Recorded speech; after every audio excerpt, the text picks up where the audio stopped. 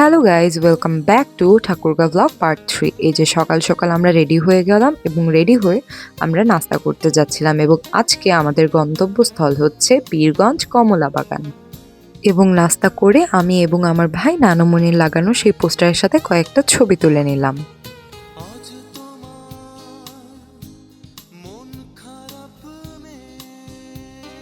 আমরা ঠাকুরগাঁওর রাস্তা ধরে যাচ্ছি এবং ফাইনালি এই যে পৌঁছে গেলাম আমাদের কাঙ্ক্ষিত কমলা বাগানে। আম্মু এখানে নিজের মতো করে ঘুরে ঘুরে দেখছিল এবং খুব সুন্দর একটা জায়গা। এখানে আমরা সবাই কিছু কিছু ছবি তুলে নিয়েছিলাম এবং দারুণ সুন্দর আসছিল প্রত্যেকটা ছবি, লাইটিং খুবই ভালো ছিল। এবং এই যে আমি আর আমার ভাই কয়েকটা ভিডিও তুলে নিলাম। ও ইচ্ছা করে মুখ কেমন করছিল, কিন্তু এই যে আমি কয়েকটা ছবি ভিডিও করে নিলাম এবং এরপরে আমরা নিজ হাতে গাছ থেকে কমলা তুলছিলাম।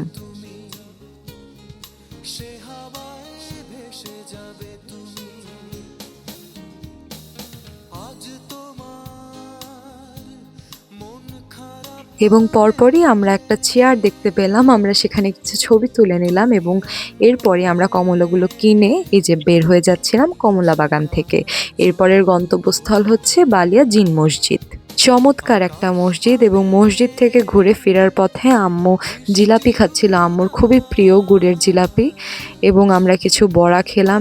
আর এই যে হলো আমাদের ম্যান্ডেটরি টি। আমরা যখনই বের হই, আর কিছু হোক না হোক, আমরা অবশ্যই চাটা কখনোই মিস করি না।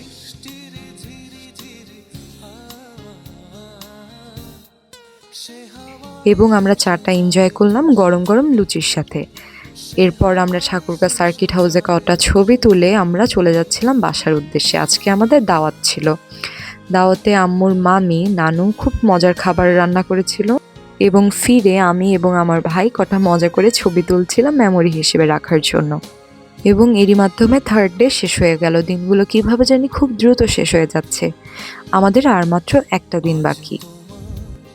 এতক্ষণ সাথে থাকার জন্য অনেক ধন্যবাদ সবাইকে। আসসালামু আলাইকুম।